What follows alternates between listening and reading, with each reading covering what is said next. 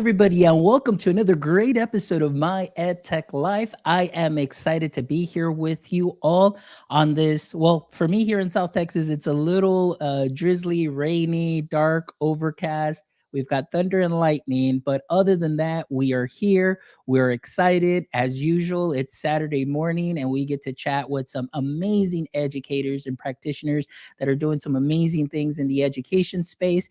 But as always, my friends, thank you so much from the bottom of my heart for making my EdTech life what it is today. I am excited. Thank you again for all the likes, shares, the follows. Thank you for subscribing to our podcast, to our YouTube channel. So make sure that you share any of these great conversations that we have. Share them with your friends, share them with other teachers, and hopefully they can take some knowledge nuggets from them, and sprinkle them on to what they are already doing great.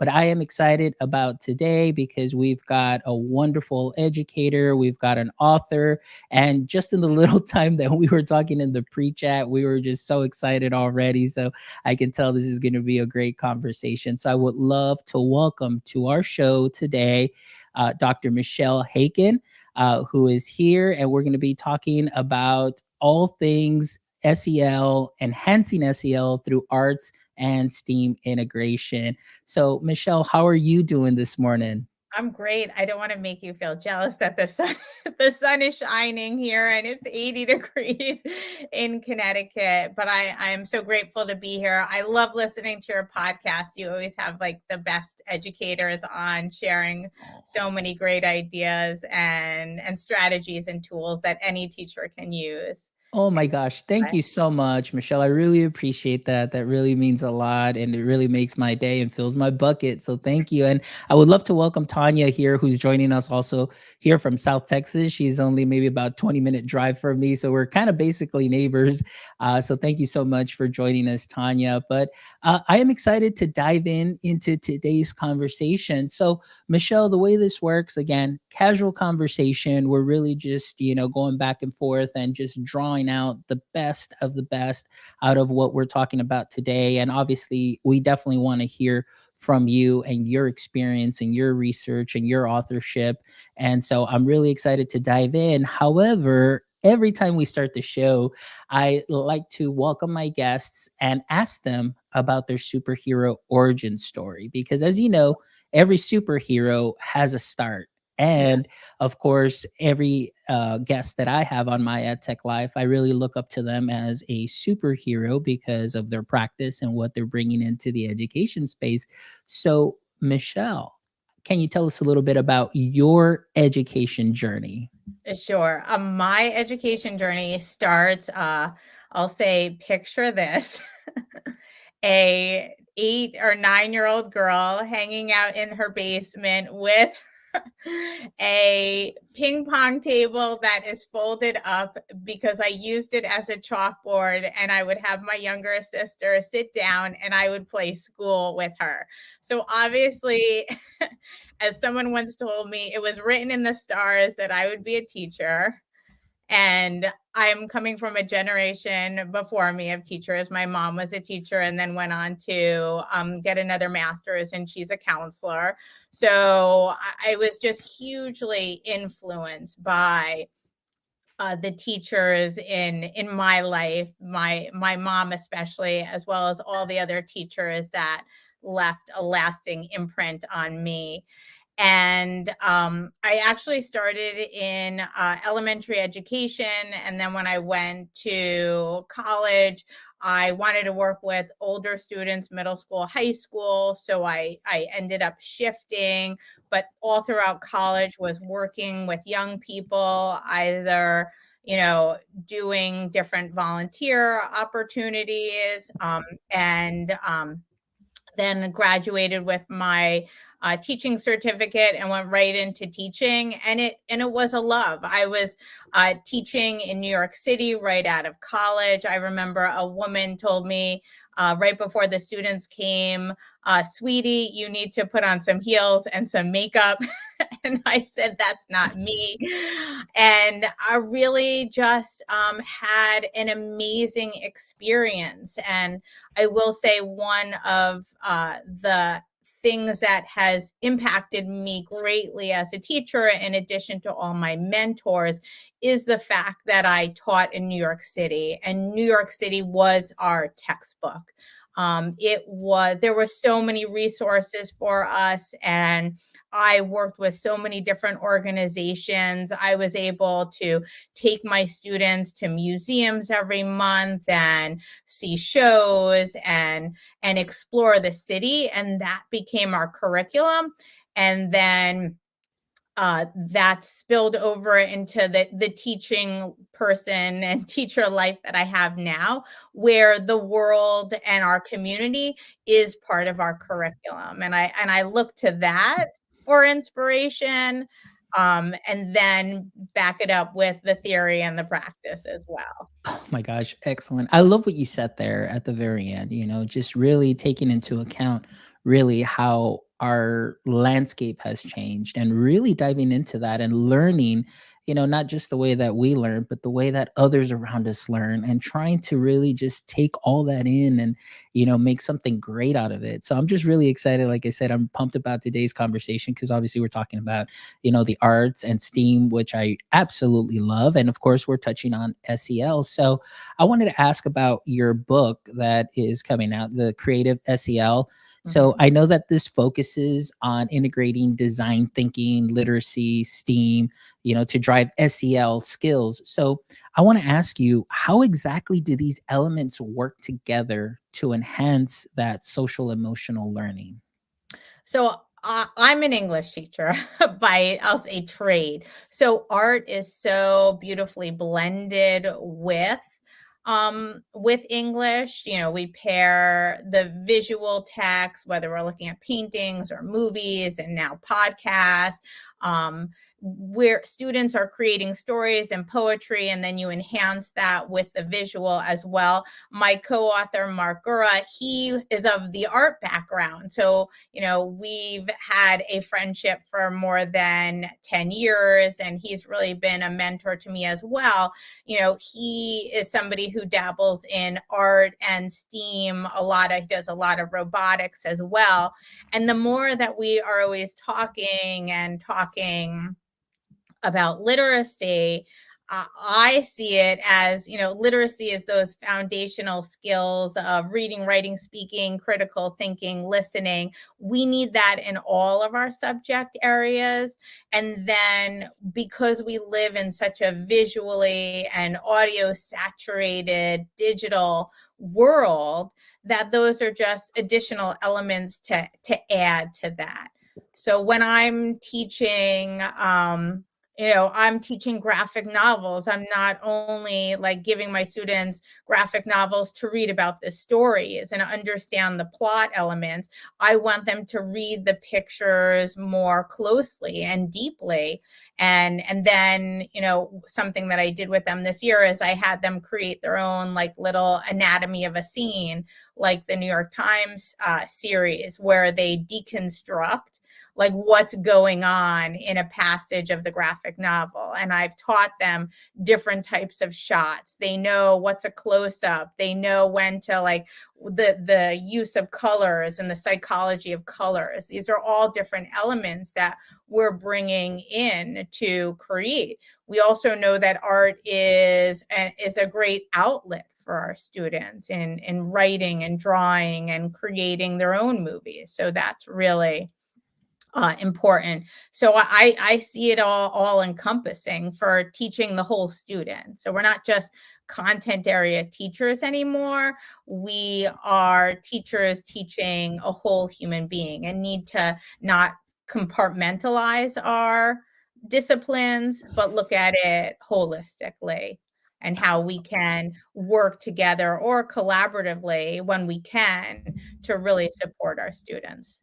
Oh, I love that. There's so much to unpack there that I really want to hit because, you really, everything that you said just really resonates with me and through my experience that I had the last couple of years in the classroom before I transitioned into this new role. And really, like you mentioned, a couple of things there that I like is kind of just really guiding your students and maybe just going sprinkling it on that little extra excitement, into that lesson. Oftentimes what happens is it's a lot of sit and get, and I understand that many times, and I think in many times that we say we understand it, we're not really doing anything about it. But it's, a lot of it is just the curriculum that they're like, I got to be here at this time and I got to finish this by this time because of state testing. And sometimes, we miss out on a lot of great opportunities that can enrich the learning that has taken place. But also, what I learned too is just how to bundle multiple standards within that particular lesson. So I'm still covering what I need to cover. So I love a lot of that other integration as far as the arts is concerned, and video, and multiple ways of showing the learning. But one of the things that you mentioned too is just, we talk about that collaboration, communication, and a couple of discussions that I have with one of my friends who's a content specialist is that there isn't enough collaboration or communication discourse going on within classrooms. It's just like, here's a worksheet or here's your Chromebook assignment. You finish it and you're done, but there's no back and forth, sharing ideas, the whys it's this way. What did you learn about this? Or I didn't understand that, but let's talk about this together. And that, I think, there would be so it's just so great if we can integrate that a little bit more with those communication skills. So that's number 2. And number 3 is, yes, like I feel that we're still being very siloed as educators, and we're not finding that connection between. I often use this experience that I had as a former science teacher in the classroom. My other co-teacher would teach math. So then when we did math and science, they're like, I don't understand this. And I said, well, it's math. You're just covering this, but it just looks different because now it's with science words and science word problems. But it was like there was a disconnect. And so students see every subject as its own entity rather than, in a holistic way where all of this is tied together. So in unpacking that a little bit, what are some ways that as educators, we can make, or actually for ourselves, be able to see that all subjects can tie together and help students see that as well? Yeah, I mean, and this is a message to the principals and the administrators. I in my middle school, we follow a team model. So my social studies, science, math teacher, the 4 of us, we all see the same students. And we also are given time, we have a few common periods, but when we like look at all 4 of our schedules, there is one common period where we meet weekly to talk about the students that need, like, have academic concerns or support, social emotional concerns, behavior concerns. But that's also an opportunity for that cross curricular like conversation. And I'll say that in the past like 8 years, the English department and the social studies department, we've worked very closely to like make sure our books sort of follow that 8th grade like New York State curriculum. So my students are like learning Reconstruction. We're reading memoirs with social justice from different figures during that time. When I'm doing dystopia, my students are learning westward expansion and imperialism. We do World War II together. So we're sort of like always, my social studies and teacher and I are always talking about what are you doing? How can we pair it together? We actually did do a huge dystopian imperialism project together. In the past, I've done World War II projects together. We also want to be on the same page in terms of teaching writing to our students so that we're using the same academic language. With my science teacher, we've been talking about doing like an environmental science fiction piece. So that's always working with her together on that. Or, when I do investigative journalism, it takes on a science element. So we talk about science and what they're studying in physical and earth science. So I think like finding the time, I'll back it up first. If you don't have like a team model, who are the teachers that you connect with, that you can build a relationship professionally as well as socially to help support your students academically? Administrators providing that time, that space, not taking the entire department meeting or faculty meeting time to tell you what we need to know, that like the jokes on Instagram and social media it could have been sent in an email, but use that time for that collaboration and that like cross-curricular units of study.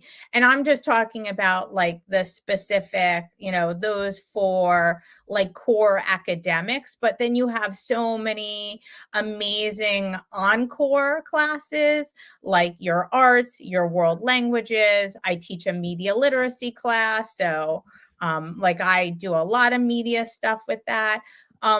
Having that conversation, and for people to go around and share what they're working on or how they can collaborate, that's really the key. Trusting teachers to talk during specific times, and also providing them with resources or models or mentors, like check out this project I saw, or I saw this and I was really inspired by this. I think we should collaborate and do something like that, whether it's stop motion animation in your biology class, whether it's a cross-curricular integrated unit between English and social studies, or even my planning time is the same as some of my world language teachers, so we're sitting together in the faculty room on our desktops and we're like comparing notes and what do you call this, and how have they learned about this grammar piece. So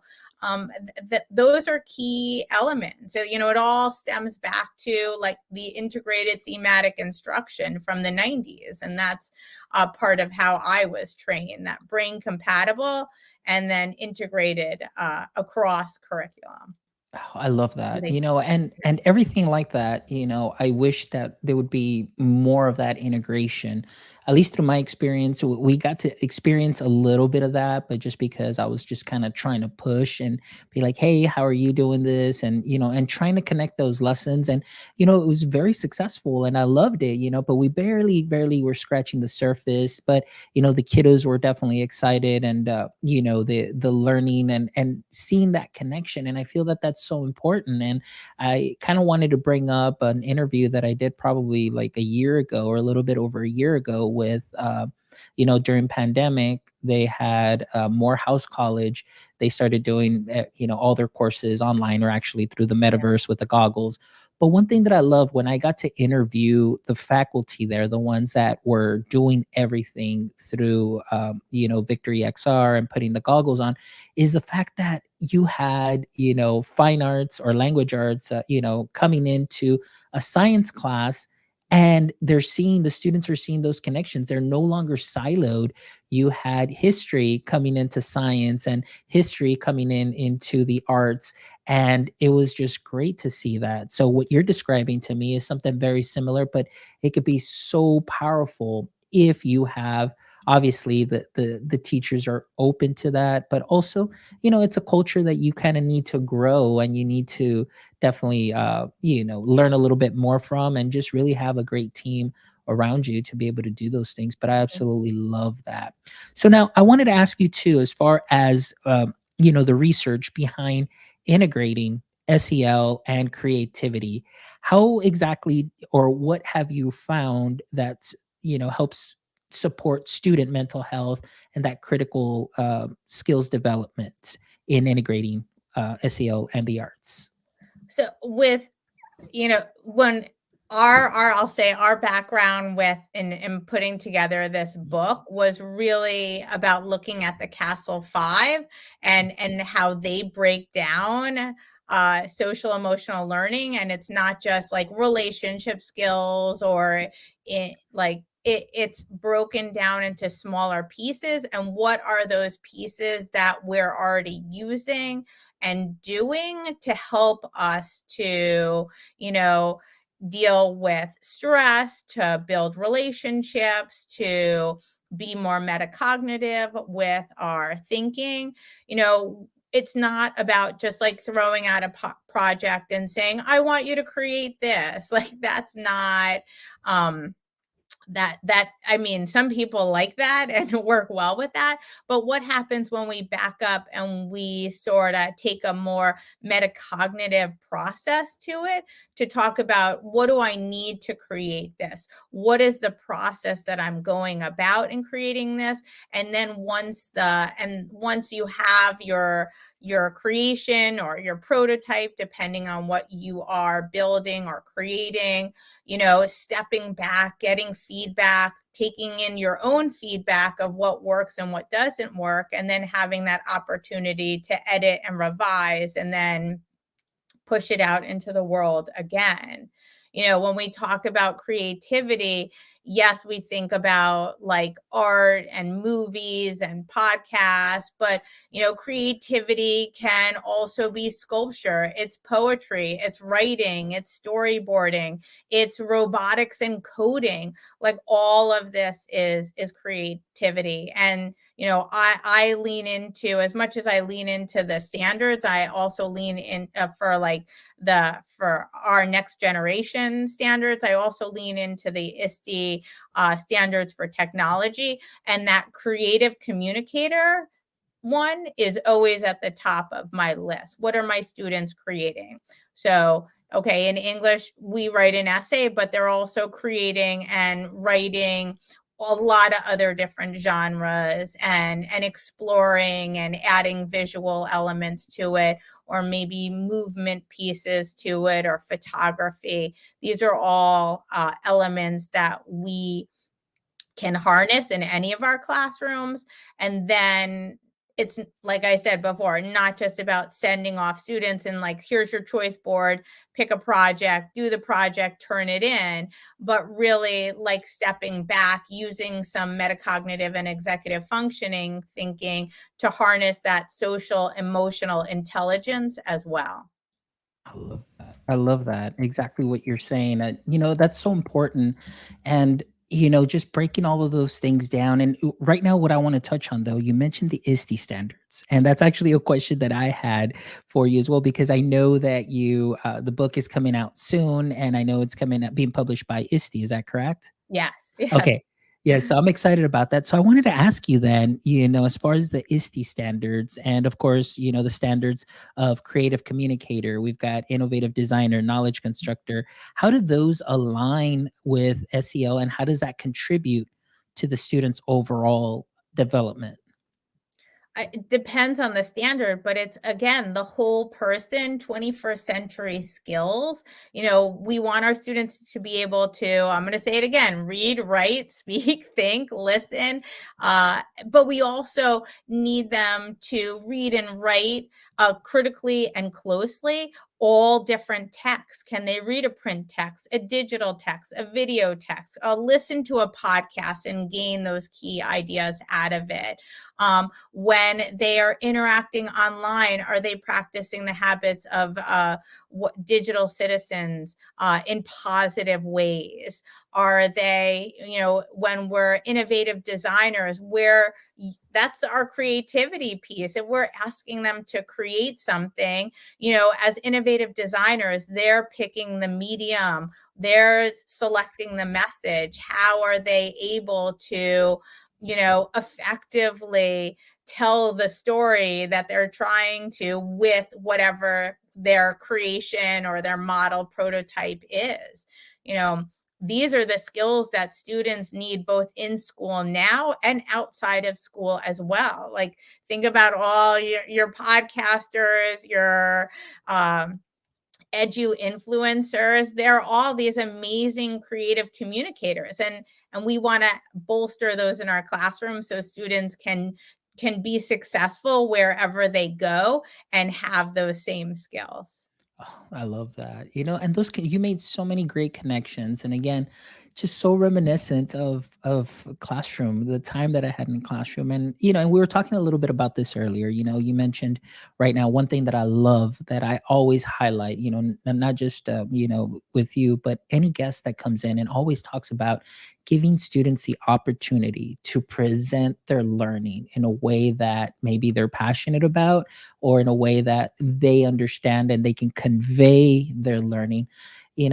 When I got into elementary, I think that's really where I honed in a lot of skills, and working with fifth and sixth graders to me was just wonderful, and being able to try things out and do things that are new, but allowing them to build up these skills through the use of tech integration. But what I loved about it that you mentioned is, and we were talking about it pre-chat, many times when you give the students the choice of how they want to present their learning, sometimes they can just blow you away with something that you had no idea that they were able to, well, number one, that they were able to do or produce, but then you see that they really have an understanding of that concept. And many times I think as teachers, we don't give our students enough credit that they, number one, that they can do the tech, and so just with the little that you would teach them, whether it's for slide presentation, or using screencasting, or even creating a presentation of being speaking up front,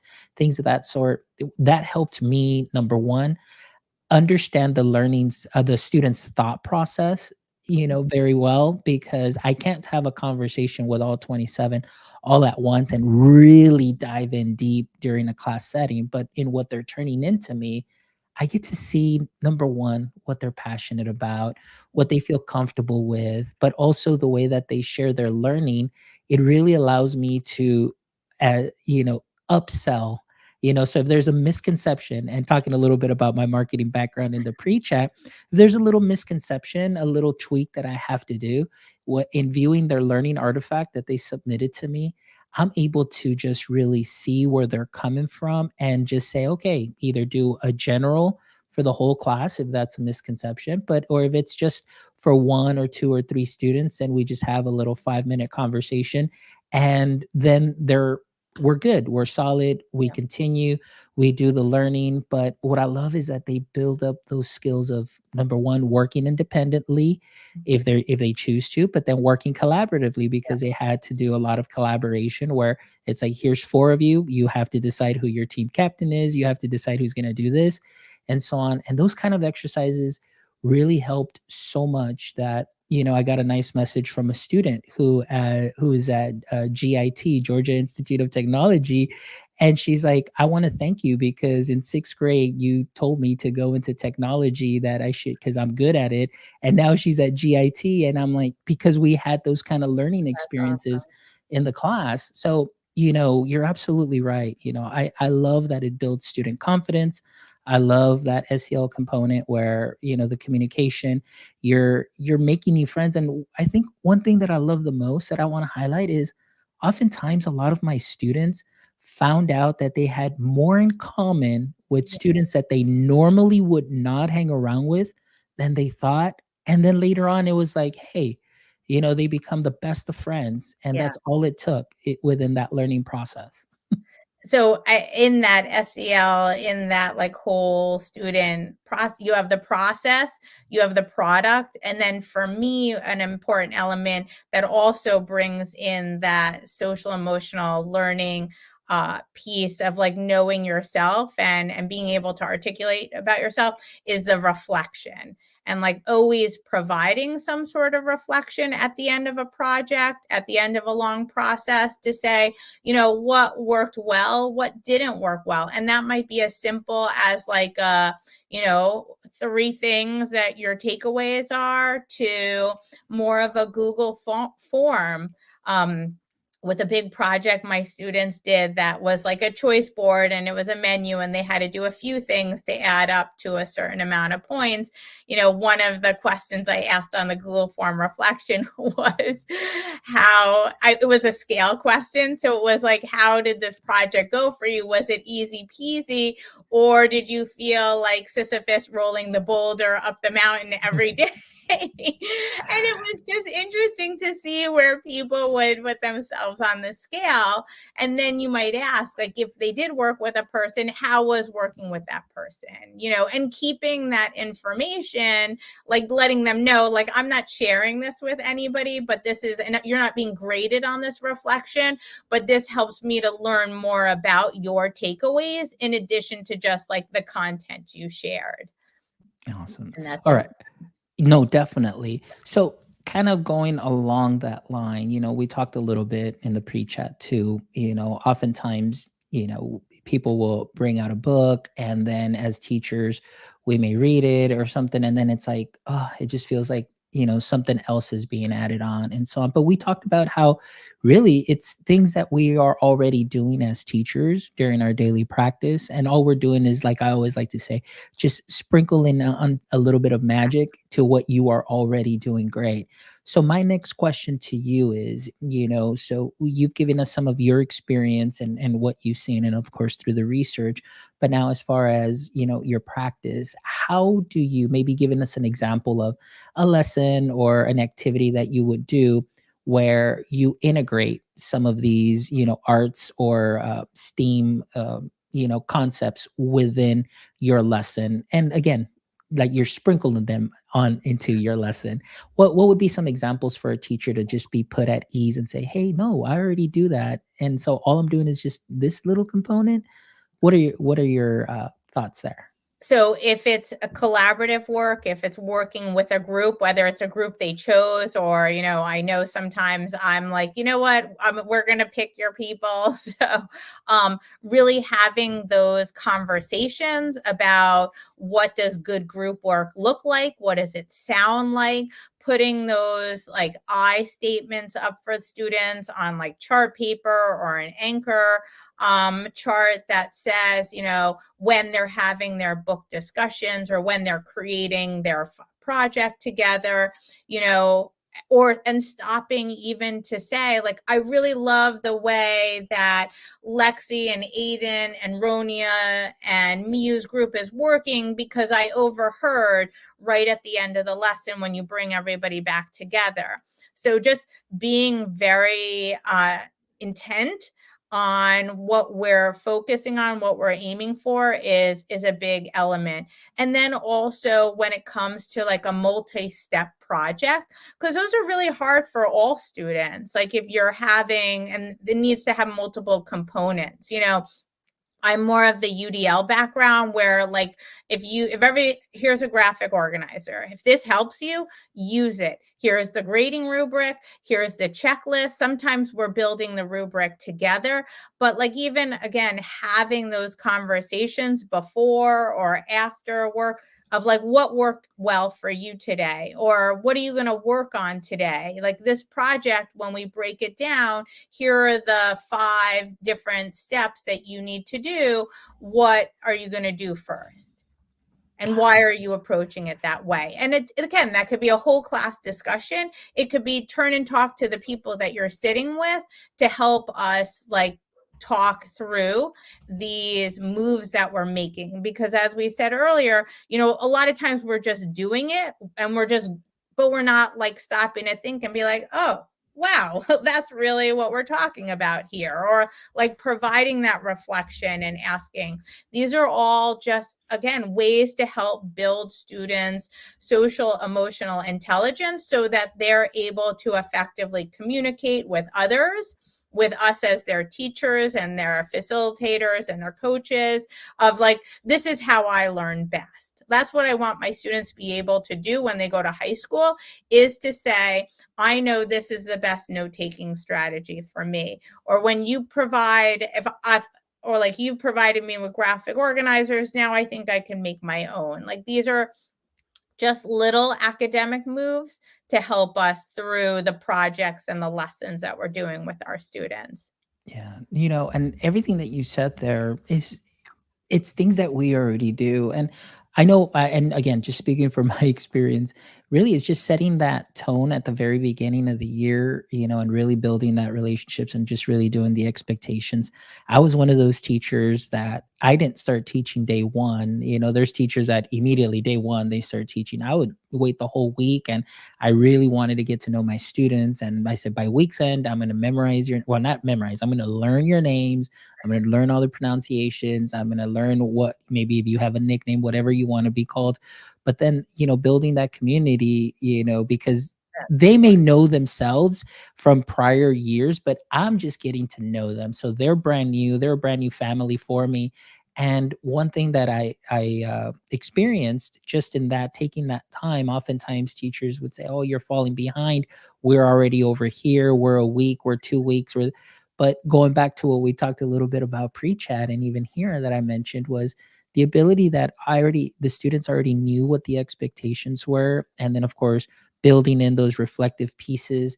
Then as we go through our lessons, being able to bundle some standards, I would catch up, and then sometimes I would even get ahead of my colleagues because I was able to do that because of we already had those norms established. And I absolutely loved all those activities that you mentioned. I was like, man, if I would have thought about that too. So I learned some new things today too from you as well, that I'm hoping that our audience members that are listening and are going to catch this can definitely implement into their current practice, because really it just feels like a sprinkle of awesomeness to what they are already doing great. Yes, and what you talked about in terms of building the community, that is so important. That's something that I'm always working on. So whether it's like little STEM challenges the first month of school to get to know who my students are, or it is about like seeing how they work together in groups Yes. or putting them together in teams. Again, giving them a little like no stakes pre-assessment to say like, okay, this is for me, it's not being graded, it helps me to know where I need to go moving forward. Like those little things are so important, because then you do have that community, you do have the trust with your students. Excellent. All right. Well, I mean, Michelle, this has been just an amazing conversation. I really appreciate you being here, just your enthusiasm and the knowledge that you shared. But before we go, I want to know a little bit more about your book. So tell us when it is that we can actually get our hands on your book. And so when will it be released, and where can we find it? So give us some details on that. Sure. I think it actually has already been released. Okay. So you can get a copy of Creative SEL, using hands-on projects to boost social emotional learning. You could get a copy on Amazon. You can go to ISTE.org, and through their bookstore is another way. You can connect with me on social media at Teaching Factor. And I have a link on my blog as well. I think I do. Yes. But anywhere where their books are sold online or in person, you can get your copy today. And it's, Mark and I put this together, and it's a lot of activities that we do and we thought about to inspire our students. But the other thing about it is that we also asked a lot of our colleagues who are artists and teachers to help them to also add projects and ideas. So there's a total of 32 projects throughout the book. And we talk about, yes, in the beginning parts, we give a little more of the theory and the practice behind what we're doing, and how we approach this, especially after after COVID. And then we connect it with the standards. We provide follow-up and more technology like enhancements. So whether you want to do low tech or high tech, that's really up to you. We give you a lot of adaptations with each of the projects that we share. Absolutely. No, and I love that. And this is great. So let me go ahead and put this on the screen again. Here we go. So this is the website, guys. So the teaching factor. All right, I have put the link into the chat, and of course that will all be in the show notes. And here is the book, Creative SEL, using hands-on projects to boost social emotional learning, and it gives a description. All right. And so I'm definitely excited to get this book. I think I already got a notification that it might or should already be on its way from ISTE. So I Yes, do want to thank you for that, Michelle. I really appreciate it. And most absolutely. importantly, too, like I really appreciate the work that you're doing, the energy that you have. All your shares today are just golden nuggets of knowledge. Again, to just go back and sprinkle onto what you are already doing great. So thank you so much for connecting with us and being here this morning. But before we go, this is Josh's favorite segment here. And I want to thank Josh Tovar, who's an amazing administrator who's joining us here today. And we thank you, Mel, also for joining, Tanya for joining as well. Thank you all for all of that. And here we go. So, question number one, Michelle, in All the current state of education, what would you say is your current edu kryptonite? If my principal is not listening, I'm gonna say kryptonite is my department meetings. Faculty meetings are a little better, but definitely my department meetings are a time suck. And sometimes parents who are denying their children's actions, that can definitely be a kryptonite for me. All right, good answer. That's Good the answer. hard truth. That's the way it goes. And I'm sure you're not the only educator that may feel that way at all. All right, here we go. Question number two. Ready. If you could have a billboard with anything on it, what would it be and why? Okay. So my sort of tagline, I have like two taglines that are like my like mottos and follow throughs. One is learn something new every day. So that's just, one thing I think is like part of being a teacher is that you are just constantly curious and a sponge, like looking, and everything is like new and exciting and seeking out more to explore and learn about. My second billboard, if I'm gifted two, or maybe we split it in half, would be say yes to everything. And that's like a motto I learned about 20 years ago. And I just sort of, even if it sounds crazy, I am like, yeah, I'll do it. Because you don't know what doors are going to open for you, and what that will lead to. For me, in terms of publishing, it started with getting involved in ISTE, joining the PLNs, and really like expanding when I felt I was looking for more. I was looking to learn more as a teacher in education to support myself and to support my students. And I saw somebody on a thread who was looking for chapters to contribute to a book that happened to be Mark, who I co-authored this book with. And I was like, yes, I'll do it. And from there, it just opened up so many more doors and connections, that's the one of the best things that like energizes me in my profession. When I'm Excellent. looking for energy, or I need that little, like I'll say, like cupcake or piece of chocolate to enhance my day. I love it. We'll definitely do that. We can do. I know here. I don't know how common it is there, but here sometimes we have those billboards that follow each other. So we can do that where we will have the first billboard, and then maybe a mile down or something we'll have that next billboard too. So absolutely, Or it could be a digital billboard that's like yeah, looping that multiple too. sayings. We could go with that. Perfect. That works too as well. Excellent. All right. Last question. And here's Josh. This is what Josh says. Ask him a good one. So this is the question that I haven't asked in a while for, in a couple of shows, but I'm gonna go back to it today just because Josh asked for it. And so this is the last question I normally end with. And I say, okay, if this was the Michele Haiken podcast and I was your guest, what might be one question you'd like to ask me? Oh, stemming from our whole pre-chat about like marketing, I would want to know, what are your top three marketing strategies for successful classroom content? Ooh, okay, excellent. So yes, absolutely. Going from marketing into the classroom without any classroom experience and going through alternative certification. So yes, okay. Number one is always going to be know your customer. So you have to, and that's why, like I mentioned, True. usually I never started instruction even the first week because I needed to know who my students were. And the reason I needed to know who my students were is just because I needed to know what their likes are, dislikes are, and of course, the groups that they hang around with, what are their favorite activities, and so on, because that gave me an idea of how they were personally, what state they were in as far as when they would come in. And then I had something to ask about and to just build that rapport with them. So if they were having a bad day, I knew what it is that they liked, they didn't like, and then we can go ahead and just talk about those things, just get them set up for the day. So that's number one, knowing your customer. Number two also is learning how to upsell to your customer. So in this case, I was teaching algebra. And as we know, not everybody learns algebra or not everybody learns in the exact same way.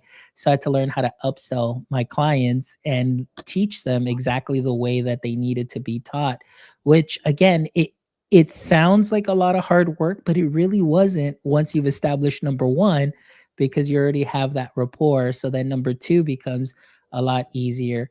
And then number three, it's just really building lifelong partnerships or relationships. So those are my top three. As I mentioned, during the show, this particular student that I taught about 7 years ago, she's now at GIT and she's doing data science and a data science analyst. And she reached out and said, "This is because you inspired me to go into tech." And so it just, to me, those would be those top three things. And one thing That's that I amazing. will throw out there in recommending any teacher prep programs is have a marketing course for your Mhm. teachers, because that can definitely help when they get into the classroom. So true. So So true. yeah. So yeah. So there you go. So he's like, "Oh, you changed it on me, funds. I don't do good with change, bro." There you go. Yeah. So, but yeah, that's the question that I wanted to ask. But Michelle, it's just been an honor and a pleasure to have you. Thank you Same. again for this amazing conversation, very inspirational. And, I want to thank also our audience members, like Josh was here, Mel was here. Thank you guys. Tanya, also, thank you guys for the birthday wishes. I really appreciate you. So, Happy Michelle, just in case you birthday. didn't know, thank you. Yes. So, you were on my birthday show. So, this is great. So I'm Woo! just excited because I couldn't think of a better way, number one, to start my birthday than with an amazing conversation with a wonderful, energetic, passionate educator like yourself, talking about stuff that we love and just bringing it out to the education space. So thank you, Michelle, for making this Thank day you. already wonderful. So I appreciate you. And for all our audience members as well, thank you so much, as always, for making my EdTech life what it is today. Please make sure that you visit our website at myedtech.life, myedtech.life, where you can check out this amazing episode and the other 202 amazing episodes with wonderful educators and creators that you can go ahead and take some knowledge nuggets from, sprinkle them on to what you are already doing great. We really appreciate you. Please make sure that you give us that thumbs up. You subscribe to all our social media. Follow us on all social media at My EdTech Life. And of course, make sure that you continue to share this podcast with all of your educator friends. So as well, we can be connected and just continue to bring wonderful conversations to our educators out here in the education landscape to keep them inspired, giving them some, just some other tools that they can add to their tool belt. So thank you as always. And if you want to contribute to our mission of connecting educators and creators one show at a time, please visit our store. There on our website. You can check out some merch. We've got some great caps, shirts, anything that you can think of is probably there. So now that we're getting ready for conference season, you've got a nice shirt or a nice cap that you can have. And of course, all of that goes back into our show so we can bring you some amazing conversations. So thank you, as always, for all of your support. And my friends, don't forget, as always, until next time, stay techie.